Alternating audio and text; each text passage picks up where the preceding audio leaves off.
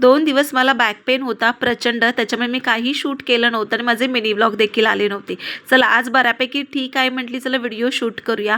आज माझ्या मुलासाठी छान असं सरप्राईज द्यायचं होतं, कारण बऱ्याचदा त्याच्या पाळण्या घरातली मुलं ना त्यांच्या मम्मी आल्या की त्यांना खाऊ आणतात, पण मी कधीच माझ्या बाळाला आणत नव्हती. आज त्याच्यासाठी छान असं डॉमिनोजचा पिझ्झा ऑर्डर केला होता आणि आम्ही तिघांनी बसून खाल्ला होता. जेवणासाठी छान चिकन पुलाव करते म्हटली, चला तुमच्यासोबत रेसिपी शेअर करूया.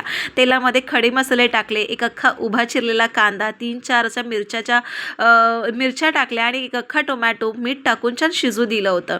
आता त्यामध्ये घरातले मसाले, हळद, तिखट, मीठ आणि बिर्याणी मसाला अजिबात टाकायला विसरायचं नाही, कारण त्याने चव भन्नाट लागते. थोडं तिखट जास्त लागतंय म्हणून मी ते घाटी मसालासुद्धा ॲड केला. चिकन मॅरिनेट केलं होतं अद्रक लसूणच्या पेस्टने, ते सुद्धा ॲड केलं होतं. एक दह्याचा डब्बा आणि ते कोथिंबीर आणि पुदिना एकत्र करून एक 5-7-8 मिनटं शिजू दिलं होतं.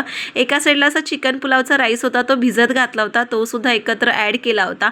पाणी तेवढंच टाकायचं जेवढं आपलं भात ना मुरेपर्यंत, आणि थोडंसं अजून हलकं पाणी टाकायचं म्हणजे छानपैकी शिजतो. 1 चमचा तूप टाकलं होतं आणि 3 शिट्ट्या काढून घेतल्या होत्या.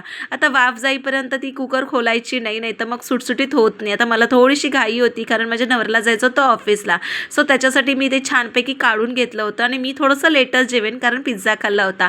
आता इथे मी खाऊन घेते आणि तुम्हाला सांगते खरं कसला भारी झाला होता, तुम्ही नक्की ट्राय करू शकता.